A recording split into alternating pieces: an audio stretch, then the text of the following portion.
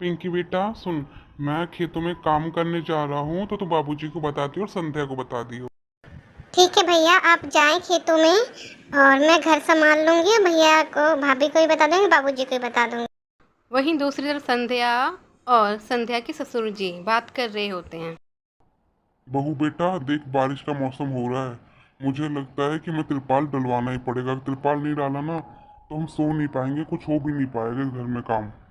कैलाश रोज सुबह खेतों में काम करने के लिए जाया करता था और उसकी बहन थी जिसका नाम था पिंकी, जो एक छोटी सी शॉप में काम किया करती थी। मसालेदार चाय पी लो, बारिश का मौसम है, पियोगे तो मन बहल जाएगा। एक कप चाय पियेंगे तो बिस्कुट फ्री में मिल जाएगा। चाय पी लो, चाय पी लो। पिंकी काम कर ही रही होती है, लोगों को आवाज़ लगा ही रही होती है कि तभी बारिश होना शुरू हो जाती है। बारिश हो ही रही होती है कि दूसरी ओर उसके घर में पानी टपकना शुरू हो चुका होता है। अरे अरे अरे, बारिश शुरू हो गई, तुरंत टपक टपक पानी गिरने लगा। मुझे जल्दी सबको बोलना पड़ेगा, नहीं तो हमारा घर ही ढह जाएगा। संध्या भी घर पे नहीं होती है। संध्या भी बाजार से कुछ सामान लाने के लिए आई होती है। जब वह घर जाती तब बारिश शुरू हो जाती तो वह भाग भाग के घर पहुंचती है। बाबूजी देखिए ना, कितना पानी भरने लगा है। अगर पानी ऐसे गिरता रहा तो पक्का हमारा घर जो है पूरा गीला हो जाएगा और सारा राशन भी खराब हो जाएगा। हाँ भाभी, आप सही कह रहे हो। हम ऐसा करते हैं ना, बाल्टी रख देते, बाल्टी में पानी भर जाएगा तो घर गीला भी नहीं होगा इस जल्दी। पिंकी जहाँ जहाँ पानी गिर रहा होता है वहाँ वहाँ बाल्टी रख देती है और फिर कुछ देर में बारिश बंद हो जाती है। बापूजी, बारिश तो बंद हो गई, पर ऐसा कब तक चलेगा? तभी कैलाश के पापा यानी कि बिरजू जी बोलते हैं। अरे बेटा, मैं तो तिरपाल की पूछने गया था पास ही गांव में, तो उन्होंने कीमत बताई तिरपाल की 500 रुपये। अब वो कहाँ से लाए हम। पर पापा, अगर तिरपाल नहीं डाला हमने तो हमारा घर का जो सामान है सब खत्म हो जाए, खराब हो जाएगा पानी की वजह से। अच्छा अच्छा ठीक है, तुम लोग चिंता ना करो, मैं देखता हूँ क्या कर सकते हैं। आज रात हो जान दो, बीत जान दो, फिर कल देखते हैं। आज वैसे भी लेट हो गया, तुम कहीं जा भी नहीं सकते। सभी खाना खा के लेट जाते हैं, लेकिन लेटने से पहले कुछ होना शुरू हो जाता है। क्या? बारिश दोबारा चालू हो जाती है और टपक टपक टपक टपक पानी गिरना चालू हो जाता है। पिंकी फिर से अगले दिन की तरह ही, पिछले दिन की तरह ही बाल्टियाँ रख देती हैं, लेकिन संध्या भाभी, बापूजी बाल्टियां तो रख दी हैं, पर जैसे पानी गिर रहा है ना, मुझे नहीं लगता कि पानी बाल्टी रोक पाएंगी। मुझे बहुत डर लग रहा है। उनके पूरे घर में पानी भर चुका होता है, जिसकी वजह से उन्हें वो घर छोड़ना पड़ता है और वह बच बचा के पास ही की नदी के पेड़ के नीचे ठहर जाते हैं उस रात। जैसे तैसे करके वो रात तो बीत जाती है। फिर अगले दिन सुबह संध्या बहू, मुझे बहुत भूख लग रही है। मैंने देखा कि तुमने और पिंकी ने कुछ राशन बचाया है, तो कुछ बनाई दो। भाभी, अगर आप बुरा न माने तो मैं आपसे एक बात कहूँ। आटा तो मैं बचा नहीं पाई, पर बेसन और कुछ प्याज आलू बचे हैं, तो आप उनसे पकौड़े बना दो तो। ठीक है, अगर आप लोग चाहते हैं कि मैं पकौड़े बना दूँ तो मैं पकौड़े बना देती हूँ। जैसे तैसे करके मिट्टी का चूल्हा बनाया जाता है और वो संध्या आराम से 1 घंटे के अंदर ही पकौड़े तल के रख देती है। खाने के बाद सबके अपने अपने विचार होते हैं। अरे भाभी, क्या पकोड़े बनाए आपने, इतने टेस्टी।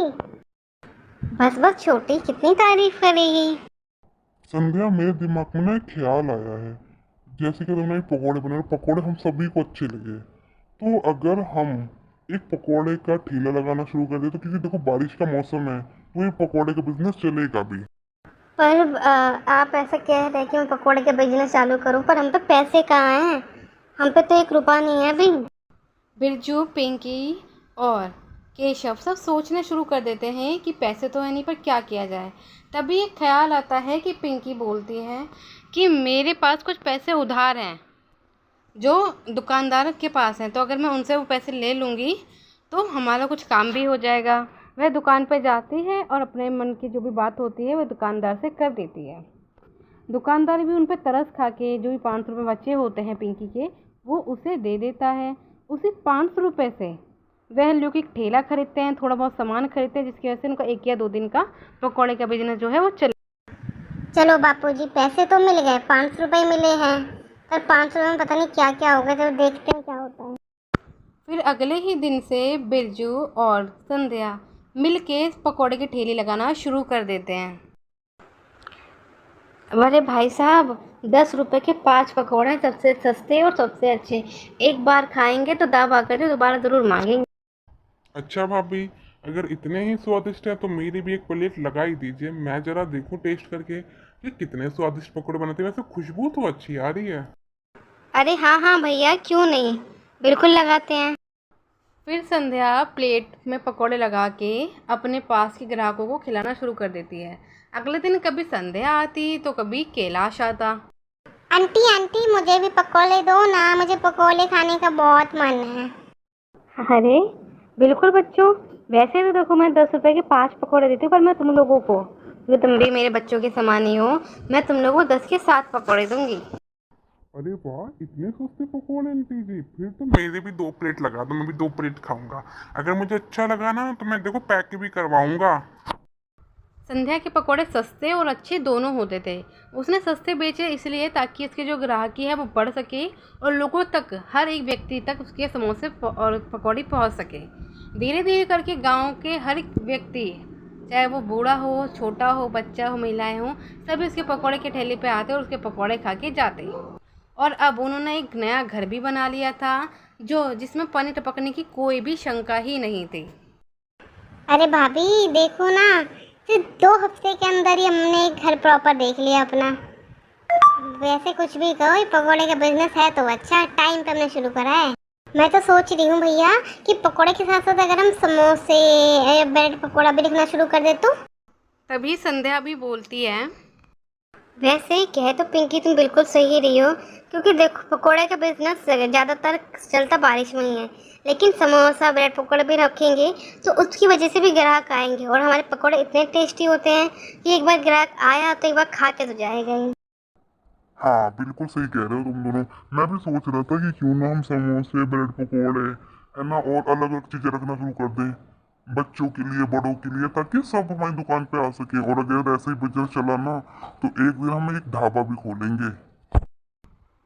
सिर्फ एक बारिश की वजह से संध्या और कैलाश के परिवार की पूरी ज़िंदगी ही बदल गई।